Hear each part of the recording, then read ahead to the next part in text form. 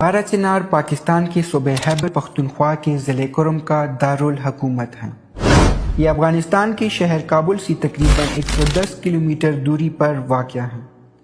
برطانوی سپاہی اور مورخ C.M. انریکیز نے اپنی کتاب دی پٹھان بارڈر لینڈ میں پارا چنار کی ابتدائی تاریخ بیان کی ہے۔ وہ لکھتے ہیں کہ ملک پارا چمکنی قبیلے کا ایک مشہور ملک تھا جو کہ سنی مسلم تھے، اور ایک اور قبیلہ توری یعنی شیعہ نے تقریباً 200 سال پہلے چنار کے درخت لگائے تھے۔ زیادہ آباد ہونے سے پہلے علاقہ زیادہ تر بنجر تھا۔ تقسیم کے لحاظ سے قدیم چنار کا درخت اور اس کے آس پاس کی زمین پاراہیل قبیلے کی تھی۔ یہ ملکیت اب بھی سرکاری ریکارڈ یا جائیداد کے اعمال میں مستند ہے۔ پاراہیل قبائلی اس صحرائی علاقے میں گندم کی کاشت کرتے تھے۔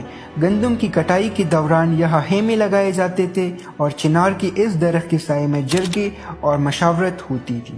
پارا چنار نام ایک بڑے چنار کے درخت کے نیچے منعقد ہونے والی سماجی ملاقاتوں کے نتیجے میں لیا گیا ہے۔ اس درخت کی باقیات اب بھی اس جگہ پر موجود ہیں جو اب کرم ایجنسی کے ہیڈ کوارٹر سے محیط ہے۔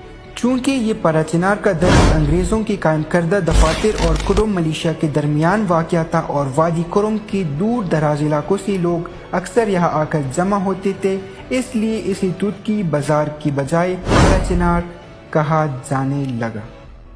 1893 میں افغانستان کے عبدالرحمن خان کے دور میں افغانستان اور برطانوی حکومت کے زیر انتظام ہندوستان کے علاقے کے درمیان حد بندی کے لیے ایک رائل کمیشن نے ڈیورنڈ لائن پر اتفاق کرتے ہوئے شرائط پر بات چیت کی۔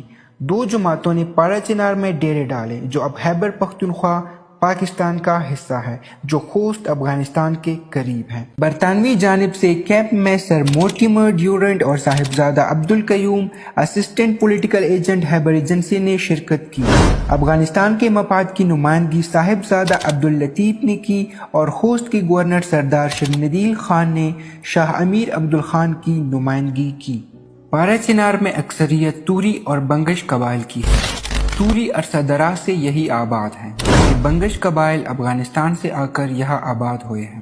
وادی کرم میں توری اور بنگش قبائل 500 سال سے زیادہ عرصے سے آباد ہیں، اور اس کا ذکر پہلی دفعہ پہلے مغل بادشاہ ظہیر الدین نے اپنی کتاب بابر نامہ میں کیا ہے۔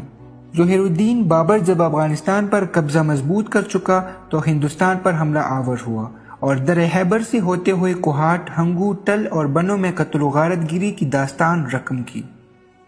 کرم وزیرستان، خیبر اور دیگر قبائلی علاقوں کی نسبت زرخیز وادی ہے، لہٰذا یہاں کے لوگ آباء و اجداد کے وقت سے کھیتی باڑی کرتے رہے ہیں، مال مویشی رکھتے ہیں، اور باغات بھی قابل ذکر تعداد میں موجود ہیں۔ لہٰذا اجناس اور میوہ جات اور مال مویشی کے حوالے سے وادی کرم نہ صرف خود کفیل ہے بلکہ زمانے قدیم سے نزدیکی علاقوں کو برآمد بھی کرتے رہے ہیں، جن میں میٹل بازار، ہنگو، کوہاٹ اور پشاور سمیت کابل اور ہرات تک کی مارکیٹ شامل ہیں، جبکہ وہاں سے وہ اشیاء ضرورت جو وادی کرم میں ناپید تھی درآمد کرتے ہیں، جن میں کپڑا، نمک، گڑ وغیرہ شامل ہیں۔ ان سب اشیاء کی خرید و فروخت، درآمد و برآمد ہندو تاجر کرتے تھے، اور پشتون تجارت اور دکانداری کو گھٹیا کام سمجھتے تھے، بلکہ تلا یعنی ترازوں کو گالی سمجھا جاتا تھا۔ خوبصورت مقامات کی بات کی جائے تو لونگین، ملک یار، پارا چمکنی، لکمان خیل، مالی خیل ڈیم، ملانا ڈیم، زیڈان ڈیم، سلطان کانڈا اور لیلا باغ قابل ذکر ہے۔ ان خوبصورت مقامات کو اور تفصیل سے جاننے کے لیے ہمارے ساتھ بنی رہی ہے۔